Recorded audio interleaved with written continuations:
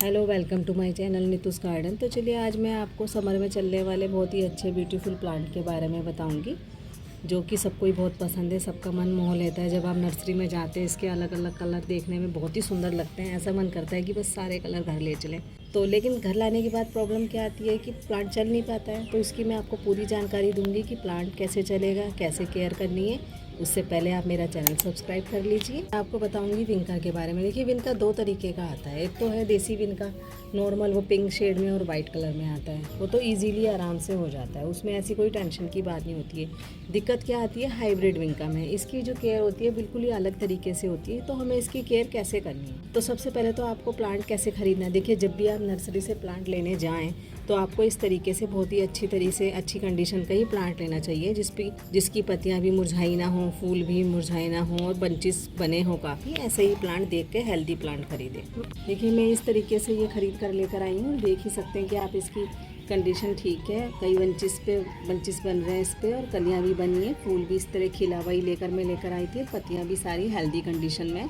और इस तरीके से देख कर लेना है। आपको ग्रो बैग में लगा हुआ आराम से मिल जाएगा। तो ऐसी अच्छी कंडीशन देख के ही आपको प्लांट खरीदना है। और फिर केयर कैसे करनी है कि कंटिन्यू आपका प्लांट फूल देता रहे। देखिए, मेरे प्लांट को आप देख रहे हैं, मैं ऐसे ही लाई थी, फिर उसके बाद ये इतनी अच्छी तरीके से फूल देने लग गया है बहुत। और भी ब्रांचेस इसने निकालनी है। तो चलिए बताते हैं कि इसकी केयर कैसे करनी है, लगाना कैसे। देखिए, ये आराम से आप इसको सीमेंट के और मिट्टी के गमले में दोनों में ही लगा सकते हैं। ये बहुत अच्छी तरीके से चलते हैं।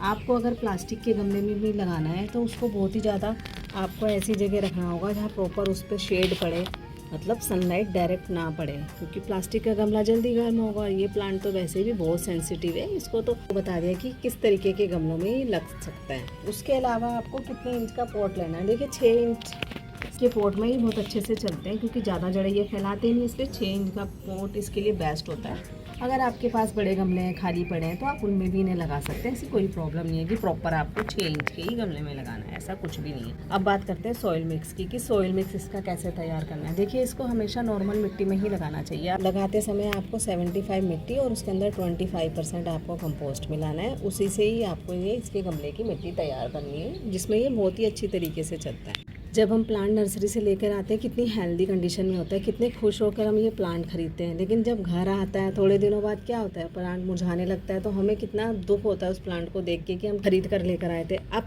अब आपको मैंने बताना है कि आपको रखना क्या है। सबसे ज़्यादा दिक्कत इसकी पानी देने की और आपको इसको जहाँ रखना है उसकी आती है। तो रखने के लिए आपको हमेशा ऐसी जगह रखना चाहिए इस पर जहाँ पर डायरेक्ट सनलाइट इस पर ना पड़े। इस पर छन के धूप पड़ेगी तभी आपको रखना है। यहाँ पर ऐसे रखना है। इसको सेमी शेड पसंद है, ज़्यादा डायरेक्ट सनलाइट इस प्लांट को नहीं पसंद है। तो ऐसा भी नहीं है कि इसको आप इंडोर में रख लें। जी बिल्कुल भी इंडोर में नहीं चलते, इन्हें हमेशा आउटडोर में ही रखना चाहिए।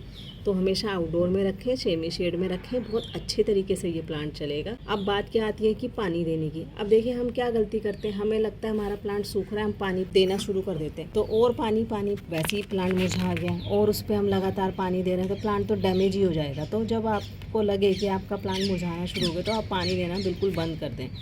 अगर आपकी मिट्टी सूखी है तभी आपको पानी देना है। नॉर्मल अगर मिट्टी गीली है तो उसमें आपको पानी नहीं देना है। इसको ज़्यादा पानी भी नहीं देना है। पानी उसी हिसाब से देना है जब गमला आपका बिल्कुल सूख जाए तभी। अब ऐसा कौन सा फर्टिलाइज़र डालें कि ये कंटिन्यू फ्लावरिंग करता रहे, अच्छे से फूल आते रहे रेगुलर बेस पे। तो देखिए, इसके अंदर आपको कोई भी कंपोस्ट वगैरह डालना है, इसके साइड में ऐसे किनारे डालना है, बिल्कुल ऐसे। ज़्यादा आपको यहाँ इससे पौधे से टच करके कोई भी फर्टिलाइज़र नहीं डालना है। और जहाँ तक हो सके इसकी मिट्टी यहाँ से ऐसे आपको देख रहे हैं आप, ऐसे आपको मिट्टी का ऐसे यहाँ ऐसे गोला बना दीजिए। उससे क्या होगा, प्लांट ज़्यादा हिल डुलेगा नहीं। और जो भी, और इसके साइड में आपको ऐसे घेरा बना के उसके अंदर ही जो भी आप कंपोस्ट डालेंगे। अब कंपोस्ट कौन सा डाल सकते हैं आप। देखिए, वर्मी कंपोस्ट इसके लिए सबसे बेस्ट होता है, आप वो डाल सकते हैं। वर्मी कंपोस्ट के अलावा आप इसके अंदर और कौन सी खाद डाल सकते हैं जो कि ये बहुत अच्छे से फ्लावरिंग भी करेगी, प्लांट पूरा एनर्जी के साथ चलता रहेगा। तो आप इसके अंदर सीवीड डाल सकते हैं। सीवीड आप लिक्विड फर्टिलाइज़र के रूप में भी मिलता है, वो भी ला सकते हैं। उसके अलावा दानों वाला सीवीड भी मिलता है, वो भी डाल सकते हैं।